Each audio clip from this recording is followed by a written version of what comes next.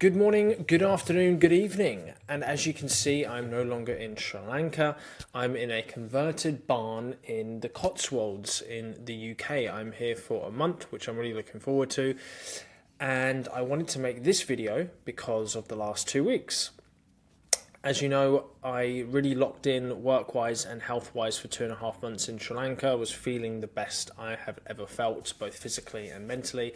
And the past couple of weeks have been more relaxed, seeing friends and family, drinking alcohol again, eating less nutritious foods. And this video isn't to go into all of the negatives on that, because we kind of know that, a bit of weight gain, a bit of lack of energy, mental clarity, positivity gone down a little bit.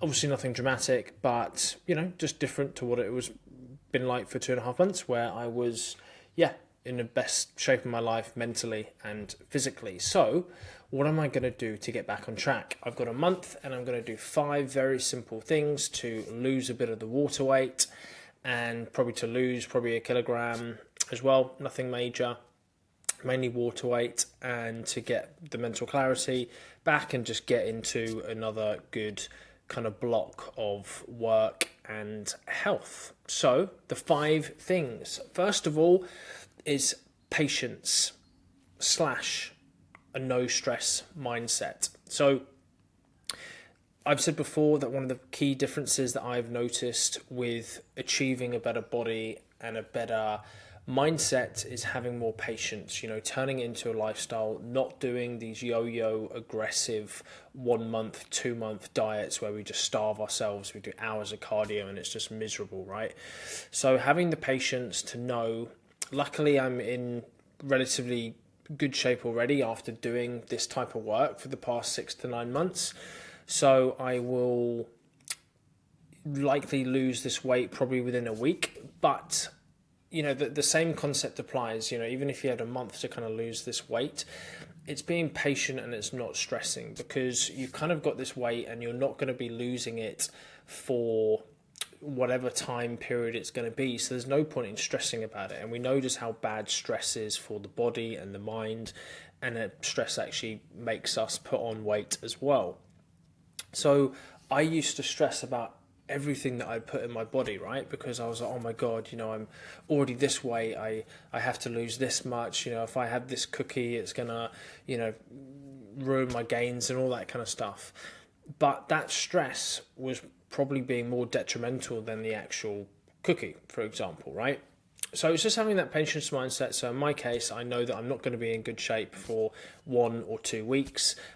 But I know that if I do what I've done before to get me into this position, it will eventually come. So just be patient and try and limit the stress with your positive mindset. So that's the first one.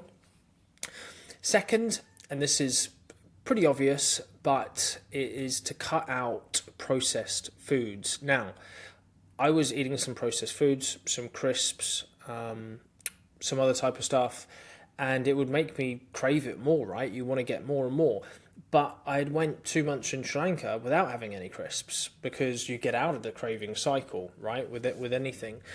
So if we can cut out the processed stuff for a week, then the first week is kind of the hardest, and then it gets easier, right? So my typical diet is 3 eggs and probably some sourdough toast, some Greek yogurt with fruit and granola, which really, really curbs your sweet tooth as well, by the way.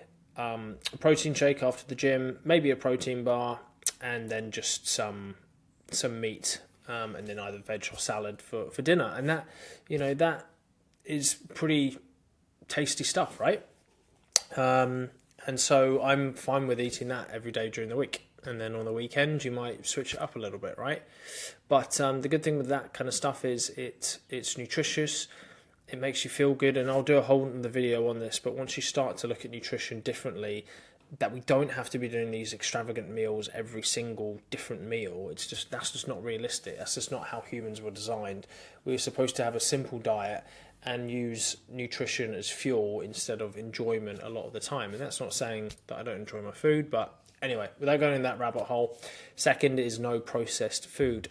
Third, increasing the steps a little bit. So instead of hitting 10,000, I'm going to aim for 15,000, but I'll accept around 12,000. So just increasing that steps a little bit. And the thing with this is, right, it's with habits, they compound over time, right? So if you did 12,000 instead of 10,000 steps per day per month, don't know the math off the top of my head, but it would be a lot more steps, okay? Fourth is good old fasting. Now, this is the easiest, well, it's not that easy to get into because no one likes being hungry, but it's the easiest way to drop weight. I would give myself a 6-hour eating window when I was in Sri Lanka from 12 to 6, and you simply just eat less, right? Because you're not going to be stuffing your face for 6 hours, and you have a hard start line and a hard end line, right? With the 12 and the 6 p.m. And so, yeah, you just eat less, and we all know that if you eat less, you're going to lose weight. And so, yeah, implementing fasting again will be a big game changer for me, and it's also just good to give the gut a rest. I think when you give the gut a rest with fasting, that's kind of when the bloatiness goes down as well. And fifth is getting back into lifting weights. I probably went just over a week without lifting some weights, and lifting weights has so many benefits. You obviously look better because you have a better body composition, but also studies have shown that lifting weights is just as effective, if not more as effective as cardio, which I never used to believe, right? Because we always believe we have to do cardio, burn loads of calories, burn all the food that we've eaten. However, lifting weights, it obviously increases your heart rate a little bit. You're in the gym, say, moving about for an hour. So if you can be consistent with that 4 or 5 times a week, when you have more muscle on the body, it increases the metabolism. And what's the other thing? Should have really written this kind of stuff down, shouldn't I? Anyway, lifting weights is really, really good for you. So, and it makes you feel better. You fill out the clothes better as well, and like I said, the body composition really, really changes as well. When I was just doing loads of cardio, I was like turning skinny fat, and yeah, I've noticed a big difference implementing weights back into my routine 4 or 5 times a week. So I'll be focusing on that as well. So how are we doing for time? 7.5 minutes. God, these always go on a lot longer than I wanted to. I wanted to try and keep this to 5 or 6 minutes, but I mean, that's pretty much it actually. Those are the 5 key habits. So again, it's not doing something extravagant. It's almost just trying to do the basics, trying to do the simple things, but the key thing here is consistency and repetition. So I don't want to blabber on anymore. I hope that was useful. Any questions, leave them in the comments below. Take care.